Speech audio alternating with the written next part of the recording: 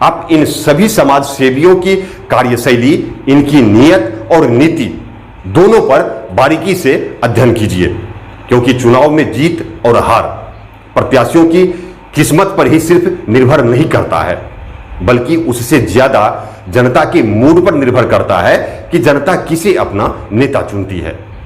लेकिन मौजूदा वक्त में जिस तरीके से एक स्लोगन और एक से एक एजेंडा पढ़ने को मिल रहा है, वो कहीं ना कहीं एक बार फिर जनता को गुमराह करता नजर आ रहा है।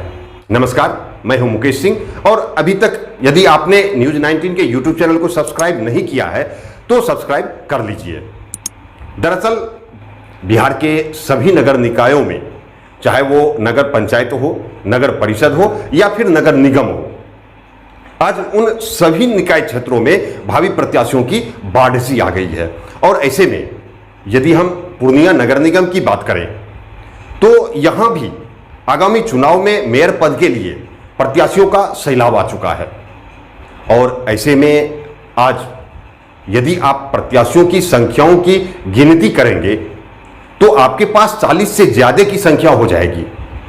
और जब उन संख्याओं के नाम और उनके काम पर आप नजर डालेंगे तो आप स्वयं वो सारे सवाल करने लगेंगे जो सवाल मेरे सामने हैं। वाकई मौजूदा वक्त में पैसों के बल पर ही सत्ता हासिल की जा सकती है?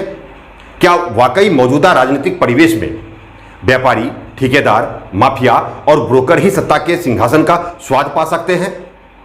क्या सिर्फ धनबल के प्रयोग से ही चुनाव परिणाम को बदला जा सकता है, या फिर सच्चे समाज सेवक भी सत्ता का स्वाद ले सकते हैं? आज मैं आपके साथ इन्हीं सब सवालों पर चर्चा करूंगा। पूर्णिया नगर निगम में हालांकि 40 से ज्यादा प्रत्याशियों के नाम सामने आ रहे हैं, लेकिन मैंने उन 10 भावी प्रत्याशियों की सूची तैयार किया है जिनकी चर्चाएं जोर शोर से हो रही है, जिनके मैदान में अंत तक बने रहने की उम्मीद की जा सकती है। वैसे 10 प्रत्याशियों को शामिल किया है मैंने। सबसे पहले शाहिद रजा और कनिज रजा, इन दोनों पति पत्नी ने करीब 15 वर्षों तक चेयरमैन और महापौर की कुर्सी का स्वाद लिया। उसके बाद जितेंद्र यादव, इनकी पत्नी विभा कुमारी जो करीब 2.5 वर्षों तक महापौर रही। फिर अविश्वास प्रस्ताव के बाद प्रताप सिंह की पत्नी सविता देवी ने भी महापौर की कुर्सी का स्वाद चखा। इनके अलावा अब जो नाम मैं आपके सामने ला रहा हूं वो पहली बार नगर निगम चुनाव में कूद रहे हैं। इस विश्वास के साथ कूद रहे हैं कि इस बार महापौर का चुनाव जनता वोट देकर करेगी, इसलिए जनता सिर्फ मुझे ही पसंद करेगी। इस बात को लेकर वो चुनावी मैदान में कूद रहे हैं। उनमें सबसे पहला नाम है राजकुमार चौधरी, फिर अनंत भारती, निरंजन कुशवाहा, आदित्य केजरीवाल, एसएम झा और राजेश यादव। ऐसे कुल 10 शख्सियतें हैं जो आगामी चुनाव मैदान में मेयर पद से भाग्य आजमाएंगे। लेकिन इस दौरान आपने उन बैनरों और पोस्टरों में देखा होगा कि ये सभी भावी प्रत्याशी खुद के नाम के बगल में समाज सेवी लिखना पसंद करते हैं। उन सभी समाज सेवियों में से 1-2 समाज सेवी जो आज भावी प्रत्याशी हैं, यदि उनको हम छोड़ दें तो सभी प्रत्याशियों के घर तक जाने के लिए अच्छी सड़कें तक नहीं है, चाहे वो पूर्व महापौर ही क्यों ना हो। किसी समाज सेवी के घर तक जाने के लिए अच्छी सड़क नहीं मिलेगी आपको। शायद आपको मेरी बातों पर यकीन नहीं हो रहा होगा। यदि आपको मेरी बातों पर विश्वास नहीं है तो आप एक बार आजमा लीजिए। खासकर जिस सुबह में बारिश हो उसी शाम को आप किसी प्रत्याशी के घर जाने वाली सड़क पर सफर कर लीजिए। आपको चप्पल जूता हाथ में न लेना पड़ जाए, अपनी नाक को बंद करके सफर न करना पड़ जाए, आपकी गाड़ी में कीचड़ न लग जाए, तो आप मुझे कमेंट करके कहना। यकीन मानिए, किसी समाज सेवियों के घर तक आप बिना कीचड़ लगाए जा ही नहीं सकते हैं। तो ऐसे परिदृश्य में यह सवाल उठता है कि क्या उन प्रत्याशियों का घर समाज में नहीं है? क्या उस सड़क से समाज का कोई व्यक्ति सफर नहीं करता है?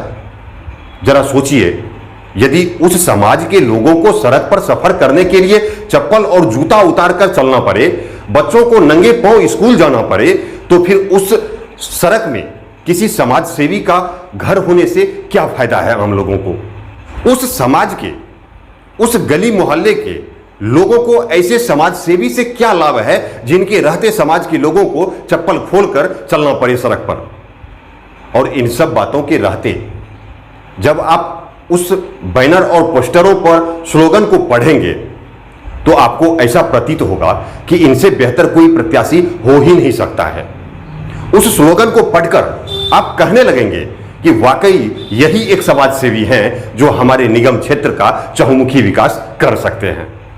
और जब मीडिया में उनके बयानों को सुनेंगे आप, तो आपको लगेगा कि बस यही एकमात्र ऐसा नेता है जिनकी नीयत और नीति दोनों सही है। इसलिए सबसे पहले आप इन प्रत्याशियों के नाम और उनके काम पर नजर दौड़ाइए कि इन्होंने अपने सामाजिक और राजनीतिक जीवन में क्या क्या किया है। साथ ही इस पर भी आप नजर दौड़ाइए कि इन प्रत्याशियों के पास आमदनी का जरिया क्या है, इन सबों ने किन किन रास्तों से धन अर्जित किया है और मौजूदा वक्त में धन अर्जित करने के लिए कौन कौन से कार्य कर रहे हैं, इस पर भी आप अपनी नजर बनाए रखिए। हालांकि चुनाव के नजदीक आने पर आपको इन प्रत्याशियों की कुंडली भी मैं आपको बताऊंगा, लेकिन अब तक आप इन सभी समाज सेवियों की कार्यशैली, इनकी नीयत और नीति दोनों पर बारीकी से अध्ययन कीजिए, क्योंकि चुनाव में जीत और हार प्रत्याशियों की किस्मत पर ही सिर्फ निर्भर नहीं करता है, बल्कि उससे ज्यादा जनता के मूड पर निर्भर करता है कि जनता किसे अपना नेता चुनती है। लेकिन मौजूदा वक्त में जिस तरीके से एक स्लोगन और एक से एक एजेंडा पढ़ने को मिल रहा है, वो कहीं ना कहीं एक बार फिर जनता को गुमराह करता नजर आ रहा है। इसलिए सोचिएगा जरूर। बहुत बहुत शुक्रिया।